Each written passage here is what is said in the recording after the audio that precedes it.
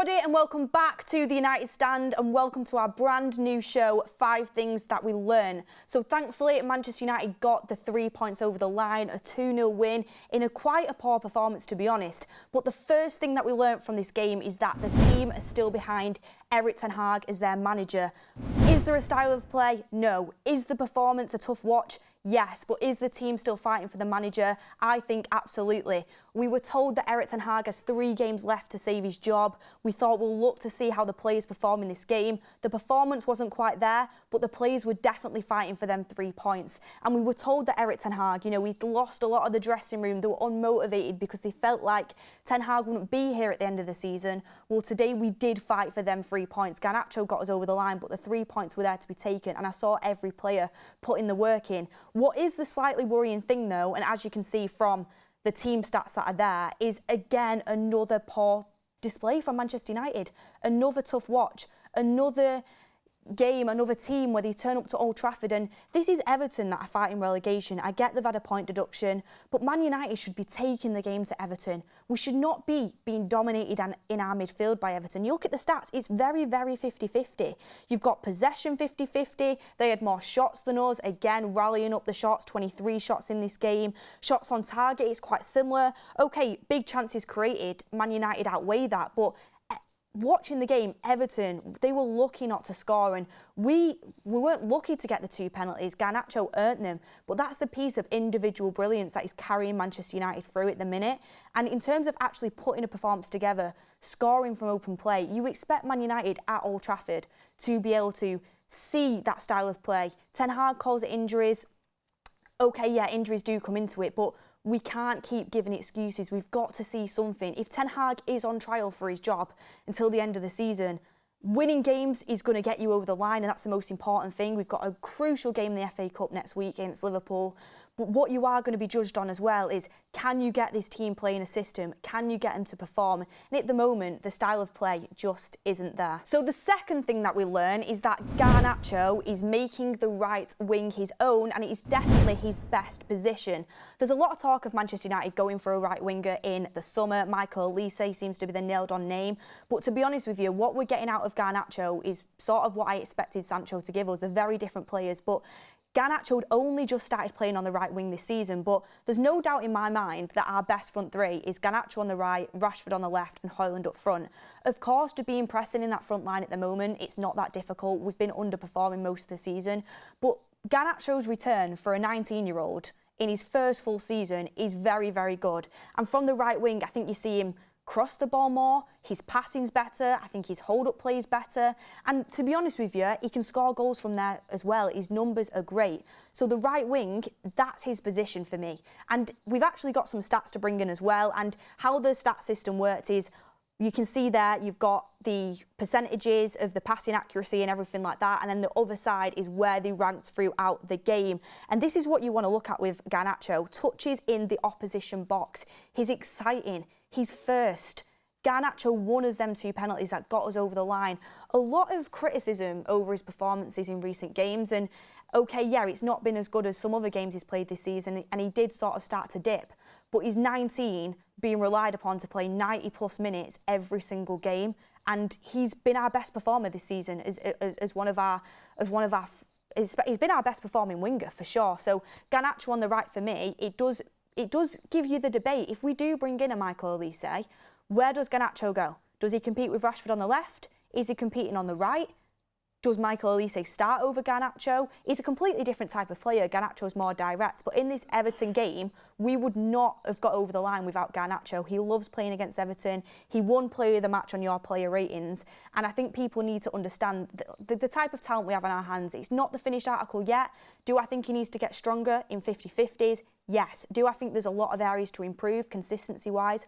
Of course, but Garnacho, he loves playing against Everton, and today I think he does deserve credit for getting Ten Hag over the line. He's done that a few times now this season. So the third thing that we learn is Casemiros' sloppy passing continues to cost us. I've said this before, Casemiro's got a lot of great attributes, winning the ball back, being in the right place at the right time. He can come up with a goal when you're up against it. He's great in knockout games, cup football. I mean, he got us over the line to win the Carabao Cup last year. I really do like Casemiro as a player, but as a ball-playing DM, which is what Ten Hag wants him to be, he's not good enough in that role in terms of passing.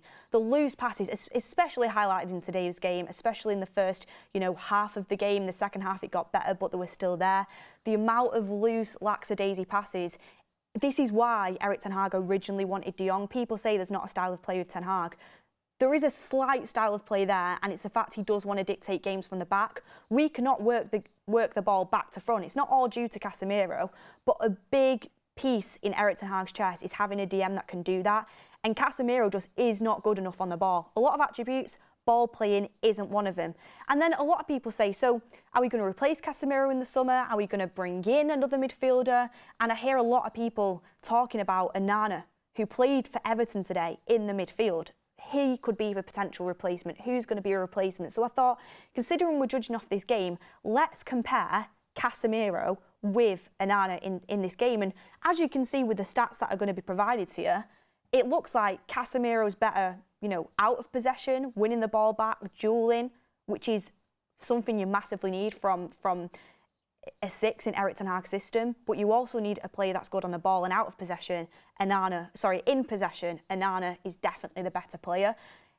I don't think this was Onana's best game in an Everton shirt, I'm not going to lie. I do think he can give you more out of possession. He is someone that is a hybrid 6/8. He can be physical. He does win a lot of duels. But if you're looking here, Onana's pass success rate, 89%. Casemiro, 76%.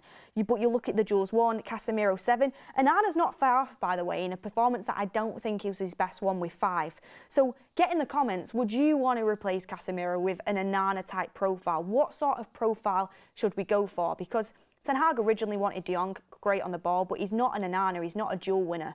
We need someone who's excellent on the ball, but he's also an excellent duel winner as well, and that's hard to find. So let me know in the comments what you're thinking. But for me, this game, it's not the first game it's happened. It's been happening all season with Casemiro. We absolutely, whether Casemiro stays or goes, I'd be definitely open to him staying.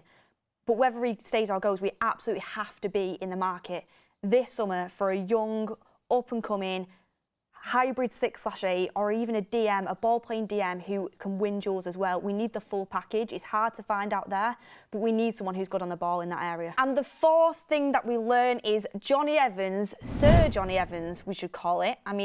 He is absolutely top quality, and I don't care what anyone said. And let your apologies be as loud as your disrespect, because I'm going to be honest. I criticised Evans when he first came in. I said his age is his shirt number, but he's proved me wrong massively. And I still think we obviously should have gone for, a Kim Min-jae in the summer. That was the move to do. But Jonny Evans has come in and he's done an unbelievable job. He's absolutely top quality, and today was no exception. He plays for the badge. He knows what it means to play for this club, and you can see that on the pitch. His experience, the way he guides that back line. He just was quality. By the way, Varane was good too. Varane has gone under the radar this season, just constantly giving you 7.5 out of 10s. Varane and Evans together is actually superior because they've got that, they've got that experience, they've got that leadership there. So it's a very good partnership. But Jonny Evans, for me, the way he was moving into the midfield, the way he was dictating the play, he was just quality. The whole defence were, to be honest. Dalot been a consistent performer. And you look at Andre Onana as well. Just a little thing about Andre Onana.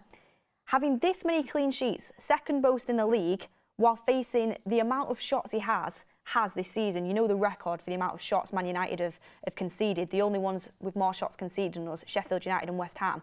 That's going under the radar as well. Andre Onana in the Premier League, especially in 2024, is doing a very good job, and it's the little things. It's preventing this. It's preventing the shots. It's preventing teams having good enough chances. His high claims. He's coming out to claim these balls, coming out off corners a little bit more now, doing his punches, his distribution, his positioning, his confidence. His saves have been good. It's not been anything spectacular, but it's a full package. Onana has really stepped up to the plate, which I knew he would. I just hope that continues. But I think Varane deserves a shout-out today. Onana deserves a shout-out. Dalot, Lindelof did decently. The fact that left-back isn't his position. But Jonny Evans, for me, man of the match contender, absolutely top quality. And genuinely, guys, I would seriously consider giving him a 1-year extension, not to be a first choice, to be a third or fourth choice behind the scenes, leading the up-and-coming centre-backs. We still need to go in the centre-back market, we absolutely do. But he's someone that I'd want to keep around. And the final thing that I'm going to talk about today is Bruno Fernandes' performance and his captaincy. I saw Bruno Fernandes get a lot of stick in our fans forum chat, and I thought it was unwarranted. I really do. I think in regards to giving Rashford the penalty, a lot of people were complaining the fact that, you know, if Rashford didn't score it, should we really be giving away penalties? I mean, Ten Hag said himself, we have 2 penalty takers, Bruno Fernandes and Marcus Rashford. Marcus Rashford can stick a penalty. Bruno Fernandes stuck the first one with composure, with calmness. Jordan Pickford's a good penalty saver, by the way, and people need to realise that. And Bruno has been under a lot of pressure as of late. For me, I mean, and I don't disrespect people that watch the game on television, because I watch it for away games every time as well, but when you watch Bruno in the ground, the guy doesn't stop running. He's always talking to people, and today was a captain's performance for me. Wasn't the best player on the pitch, but he played well. He scored his penalty when he needed to score it. He stepped up to the plate. And I think giving Rashford that penalty, I mean, he just scored against City. I get that, you know, Rashford isn't somebody that needs like nurturing and caring for. He's a 27-year-old professional football player, our highest paid player at the club. I get that. But Bruno, obviously, as a captain, wants to see Rashford kick on. He also thinks, you know, I've scored a penalty, Rashford can stick penalties.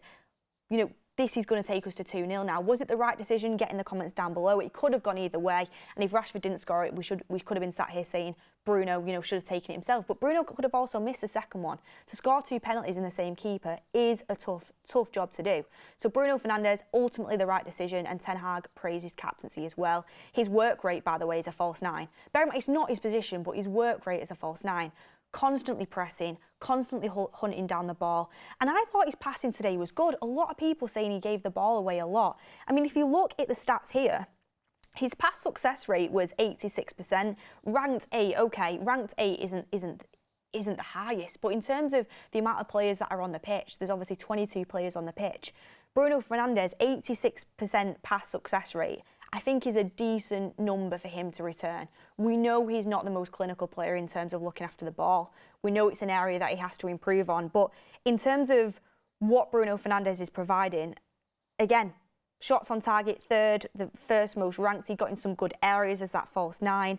And I really do think as well, ball recoveries, 3rd ranked, 8, you know, if you look at 8 ball recoveries, 3rd ranks, and you look at his stats overall, I think he influences every game that he plays. Sometimes he doesn't influence it in a positive way, because maybe he's a little bit too lax with the ball, maybe he makes the wrong decisions, but ultimately you can't fault Bruno Fernandes for always impacting a game, and I think today he was a big influence in terms of a captain, but also stepping up to score that first goal for us. I know it's a penalty, you expect that, but I do think his overall game was good today. But get in the comments what you think, because I know it's a divisive topic on Bruno Fernandes.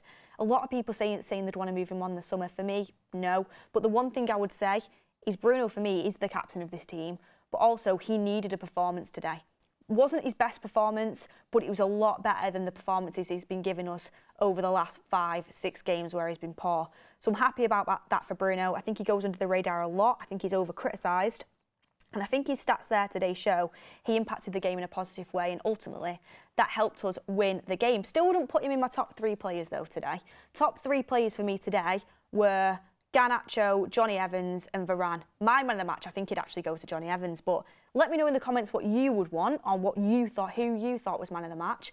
And let me know in the comments what you thought about this new style of video, the 5 things video, going into a little bit more detail about the game as a whole, giving you the stats, giving you the rankings, and kind of just analysing this game a little bit more deeply. Is it something you'd like to see again in the future? And let me know all your opinions down below as well. I'm sure there'll be some disagreements, I'm sure there'll be some people agreeing, but get the community involved and let me know your thoughts. Let's hope I'm sat here doing 5 things we learnt from the Liverpool game, and the first thing is I'm opening up saying, first thing I learned is we're going to Wembley. Let's wait and see, guys. Enjoy the rest of your weekend. Have a lovely time, and we'll see you on the next one.